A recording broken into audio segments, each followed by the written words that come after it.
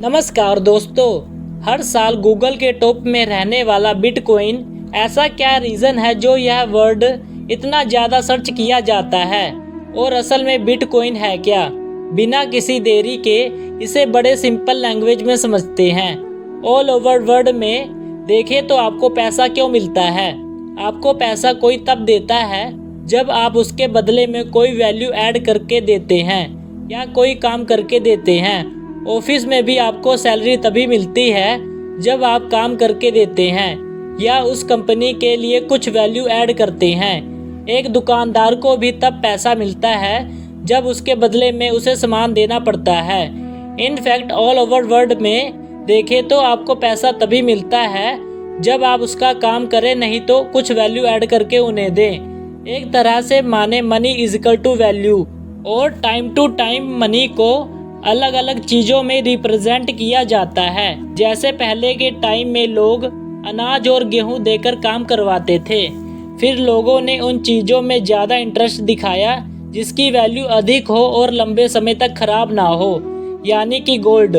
मगर गोल्ड को कैरी करना आसान नहीं था, इसीलिए गवर्नमेंट ने उन्हें एक ऑप्शन दिया कि आपको गोल्ड कैरी करने की ज़रूरत नहीं है, आप अपना गोल्ड गवर्नमेंट के पास डिपॉजिट कर सकते हैं। उसके बदले में आपको एक रिसीट मिलेगी, उस रिसीट से आप अपनी ट्रांजैक्शन कर सकते हैं और वही रिसीट आगे चलकर पेपर मनी में कन्वर्ट हो गई। फिर लोगों ने मनी को रिप्रेजेंट करने के लिए किसी सामान की बजाय एक प्रॉमिस पर ट्रस्ट किया। मैं धारक को इतना अमाउंट पे करने का वचन देता हूँ। प्रॉमिस के जरिए गवर्नमेंट ने लोगों को यह बताया कि अगर आप यह नोट लेकर कहीं जाएंगे तो आपको उसकी वैल्यू मिलेगी।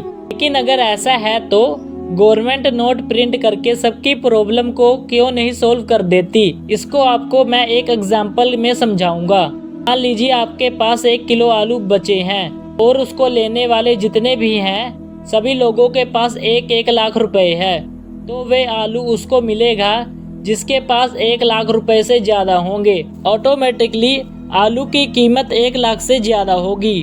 गवर्नमेंट नोट छापकर सबको दे भी दे तो उससे प्रॉब्लम सॉल्व नहीं होगी, केवल प्राइस बढ़ेंगे। प्रॉब्लम सॉल्व तभी होगी जब रिसोर्सेज बढ़ेंगे। पेपर मनी धीरे धीरे डिजिटल मनी में कन्वर्ट होने लगी। डिजिटल मनी में सबसे बड़ी प्रॉब्लम उसका ट्रैक रखना था। मान लो आपके अकाउंट से पैसे कटे और दूसरे के अकाउंट में पहुंच गए। ऐसा ना हो कि आपके अकाउंट से पैसे कटे भी ना और दूसरे के अकाउंट में पैसे पहुंच जाएं। तो इन सब का ट्रैक रखने के लिए सेंट्रलाइज्ड बैंक सिस्टम बना। मगर इस बैंक में भी चैलेंजेस थे। तो पैसा आप बैंक में सेव करते हो, वो पैसा बैंक इन्वेस्ट करता है। अगर उस इन्वेस्टमेंट में कोई लॉस हो जाए तो आपका पैसे में रिस्क आ जाता है, जैसे कि पीएमसी बैंक में हुआ था। लोग अपना पैसा ही अकाउंट से नहीं निकाल पा रहे थे। अगर आज के समय में सब लोग एक साथ बैंक से पैसा मांगने लगे तो बैंक पैसा नहीं दे पाएगी। आपके अकाउंट में जो पैसा शो होता है वह एक्चुअली एक नंबर होता है।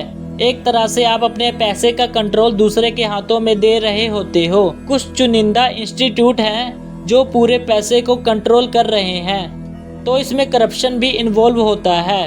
गवर्नमेंट चाहे तो आपके लीगल स्टेटस को भी हटा सकती है।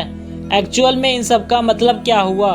हमारा बैंक सेंट्रलाइज सिस्टम बनाकर सारे रिकॉर्ड को मेंटेन कर रहा है और उसका एक अल्टरनेटिव भी देखा जा सकता है बिटकॉइन के जरिए। वैसे काफ़ी करेंसी आ गई है मार्केट में, मगर हम यहाँ बिटकॉइन का एग्जाम्पल लेकर चलेंगे।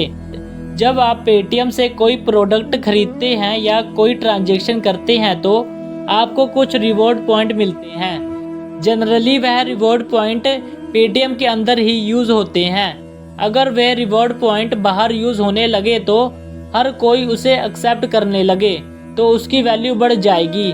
सेम यही होता है बिटकॉइन के केस में। बिटकॉइन एक ऐसी डिजिटल क्रिप्टो करेंसी है जिसकी फिजिकल कोई एग्जिस्टेंस नहीं है। जब आप कोई बिटकॉइन खरीदते हैं तो आप एक स्पेसिफिक बिटकॉइन एड्रेस खरीद रहे होते हैं। इसी के साथ आज की वीडियो को ख़त्म करते हैं और मिलते हैं नेक्स्ट वीडियो में।